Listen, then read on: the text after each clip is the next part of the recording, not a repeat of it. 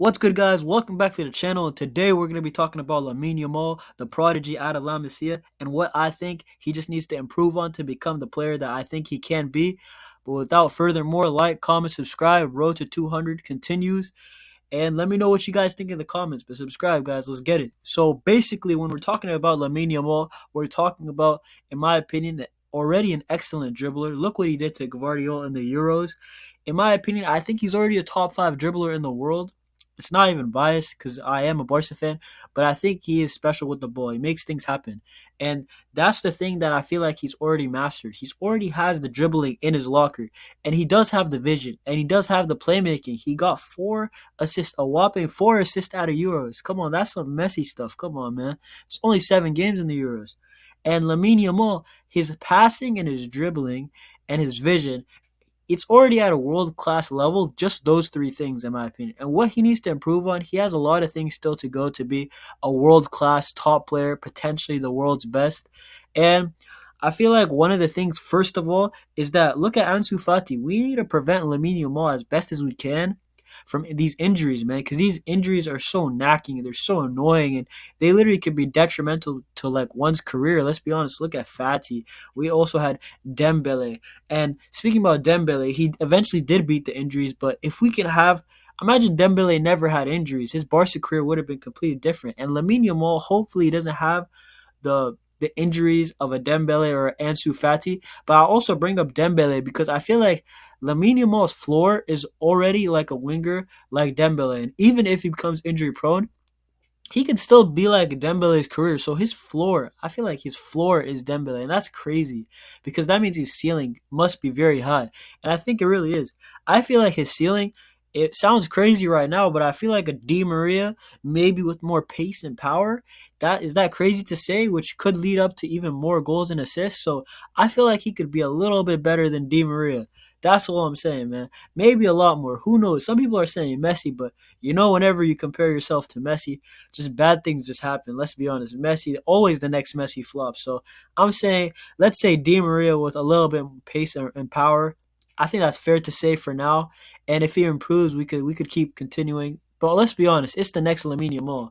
And LAMINE Yamal, the first thing I would improve on, I feel like he needs to improve on his finishing because he already has this trait of he gets into good positions and he can finish. We saw that at the youth levels. He does have a strike on him, but LAMINE Yamal just finish, bro. Because this guy, let's be honest, if we're being 100% honest, this guy's he gets into a lot of chances, and if he becomes a clinical finisher, it's gonna be OP.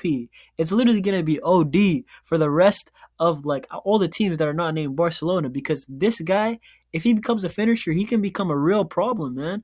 And I feel like Hansi Flick, do your job. You know, tell him, I don't know, lock him in a room, lock him in like I don't know, training, and 100 shots per day. Make this guy one of the best finishers that we can see because we saw at the youth levels, and I feel like it's just nerves. But if LAMINE Yamal can become the great finisher that I think he can be, then it's going to be a problem. Just look at that goal against France, man. That was incredible, man. Add that to the dribbling and the vision, the passing. It's going to be a literally a nightmare to defend against. I want to see that celebration, the 304. And the next thing I bring up is that his strength. He doesn't need to be crazy big, but if he can bulk up a little bit of muscle, or I don't even know, just some grown man strength, I feel like it would just be tougher to knock him off the ball. Because right now, LAMINE Yamal, the only way to get him off his game is by over physicality. You know what I'm saying? Over physicality. That's it.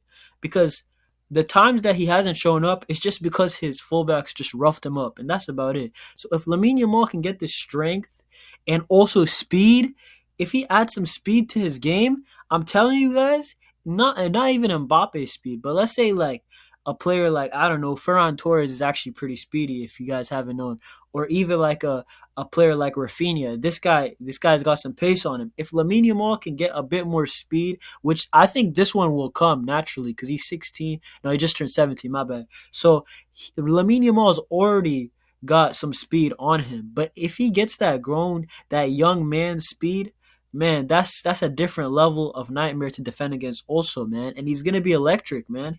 And that's what I'm saying. LAMINE Yamal, he can be an electric player, and the only thing that we really need to manage him about right now is that keeping his head on the floor, because we need the veterans like Gundogan, Lewandowski, Ter Stegen, Hansi Flick, the coach. We need the training staff.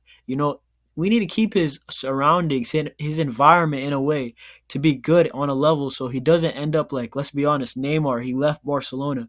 We want this guy to stay at Barca. We want his head to be in a good space.